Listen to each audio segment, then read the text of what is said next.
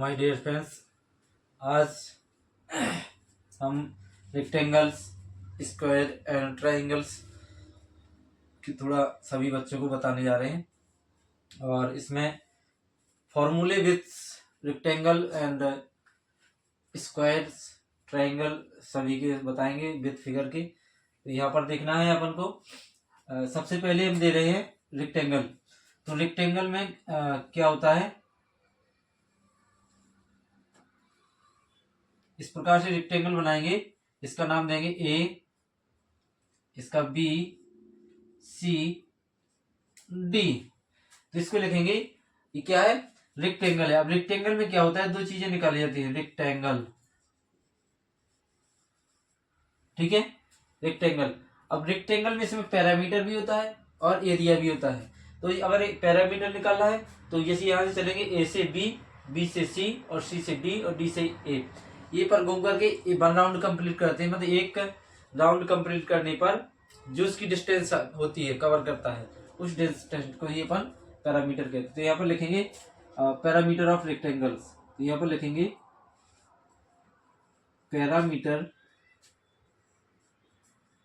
Parameter of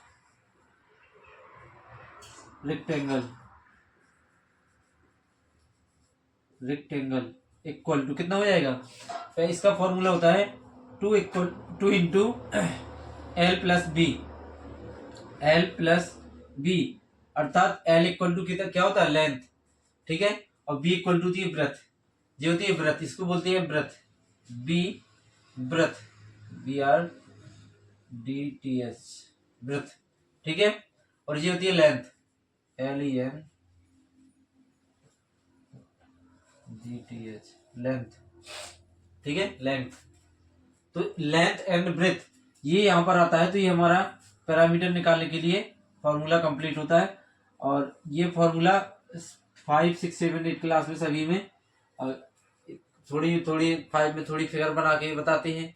6 class में इसके प्रयोग भी है, फॉर्मूला भी लगता है, पैरामीटर निकाल लेते हैं।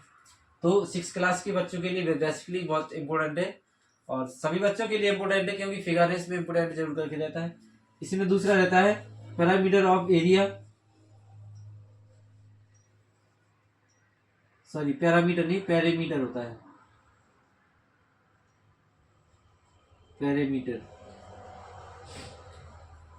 Perimeter of area equal to क्या होता है, L इंटू बी, अर्थात लेंथ एंड ब्रेथ, राइट। ये अपना दूसरा बन जाता है।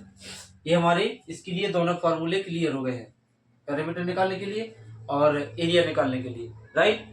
तो पैरामीटर और एरिया हमारे इस रेक्टेंगल की निकाल सकते हैं दोनों फॉर्मूलों से। नेक्स्ट है अपना, हम बनाएंगे यहाँ पर स्क्वायर। यहाँ पर स्क्वायर बनाएंगे इस प्रकार से, थोड़ा डिस्टर्ब हो जाता है, ऐसे बनाएंगे। तो स्क्वायर थोड़ी लंबा तो नहीं हो रहा है। ये हमारा क्या हो जाएगा, स्क्वायर। इसे लिखेंगे स्क्वायर और इसके नाम दे देंगे, क्या दे देंगे, ABCD,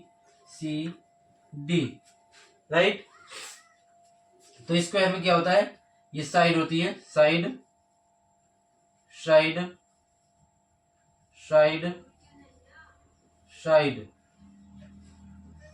राइट।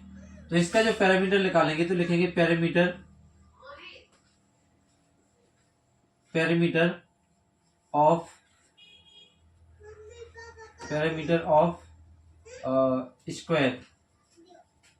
स्क्वायर आ जाएगा, ठीक है। तो इसमें हो जाएगा 4 इंटू साइड होता है इसका। तो इसका ये पैरामीटर निकालने के लिए ये वाला फॉर्मूला क्लियर हो जाएगा।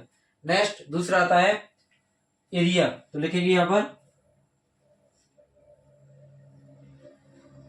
ओ सॉरी मिस्टेक हो गई कहीं,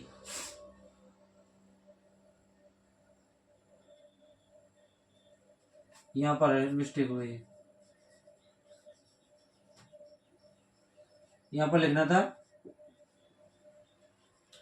एरिया ऑफ रेक्टेंगल, इस प्रकार से यहाँ पर लिखना है area of square equal to side into side, right, side into side, ये होता है अपना स्क्वायर का फॉर्मूला, राइट। स्क्वायर का हो गया, क्यूब का हो गया। इसी प्रकार से हम लिखेंगे यहाँ पर ट्राइंगल, ट्राइंगल बना रहे हैं, ये होता है ट्राइंगल। इसको लिखेंगे ए बी सी, लिखेंगे ट्राई एंगल, ट्राइंगल लिखेंगे तो यहाँ पर लिखेंगे parameter of triangle, parameter of triangle equal to side plus side plus side, right. ये होता है हमारा ट्राइंगल का पैरामीटर। और इसके एरिया ऑफ ट्राइंगल होता है, area of triangle, area of triangle होता है equal to 1/2 into height into base, right. ये होता है हमारा इसका एरिया निकालने के लिए। तो हम सभी बच्चों को कहना चाहते हैं कि इन फॉर्मूलों को जो हमने अभी दिखाए हैं, इन फॉर्मूलों को बहुत अच्छी तरीके से समझें, पढ़ें, और इन्हीं के आधार पर आगे तक जितने भी फिगर यानी रेक्टेंगल, स्क्वायर्स, ट्रायंगल, इन्हीं से जो वेरीफाई किए जाते हैं, तो इन्हीं के आधार पर हर चीज वेरीफाई एरिया और पैरामीटर निकालने के लिए आते हैं ज्यादातर। तो 6th क्लास और 7th क्लास में आते हैं ज्यादा, अधिकांश 8 में, और 9th क्लास में इसको वेरीफाई करते हैं, सिद्ध करने के लिए आते हैं, प्रूव करने के लिए आते हैं। तो हम आशा करते हैं कि सभी बच्चों को समझ में आए होंगे, सभी बच्चे इसको ध्यान से पढ़ेंगे, समझेंगे, और हमें कमेंट करके जरूर करके बताएं कि कहाँ किस प्रकार का समझ में आ रहा है और किस प्रकार की वीडियो चाहिए, और क्लास जरूर करके बताएं कि हम कौन सी क्लास के बच्चे देख रहे हैं।